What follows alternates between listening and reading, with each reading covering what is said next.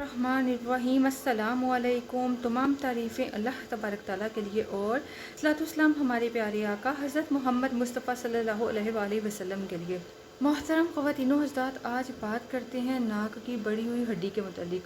अगर आपके नाक की हड्डी बढ़ चुकी है या नाक में गोश्त बढ़ चुका है तो उसको कैसे ठीक कर सकते हो। इवन वो लोग जिन्होंने बहुत बार ऑपरेशन करवा लिया है लेकिन मसला फिर से शुरू हो गया है कि आपके नाक की जो गदूद है, हड्डी है, बढ़ गई है, ये नाक में गोश्त बढ़ गया है, जिसकी वजह से रात को खासकर सांस लेने में प्रॉब्लम होती है, सोते हुए सांस लेने में प्रॉब्लम होती है।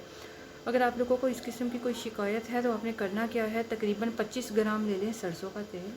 25 ग्राम सरसों का तेल, उससे हल्की आंच पर आप गर्म करने के लिए रख दें। जब वो अच्छी तरह खोलने लगे तो उसमें 5 ग्राम नमक आहिस्ता आहिस्ता छिड़कते जाओ और हल करते रहो उसको, ठीक है, मिलाते जाओ। आपने 5 ग्राम नमक लेना है 25 ग्राम तेल में, मिकदार इसी हिसाब से कम ज़्यादा करके रख सकते हो। अब आपने करना क्या है, इसको रात को सोने से पहले तेल में उंगली को डिप करें या छोटी फिंगर से डिप करके उस तेल को अपने नाक के नथनों में हल्का हल्का लगाकर मसाज करो। इतना नहीं लगाना, लेट कर मसाज करना है। इतना नहीं लगाना कि जब आप उठो तो तेल नीचे बहने लगे, और इतना भी ना हो कि तेल दिमाग की तरफ चला जाए नाक से। फिंगर पर लगाकर आपने नाक के नथने में डालकर अच्छी तरह मसाज करना है, फिर दूसरे नथने में डालकर अच्छी तरह मसाज करना है।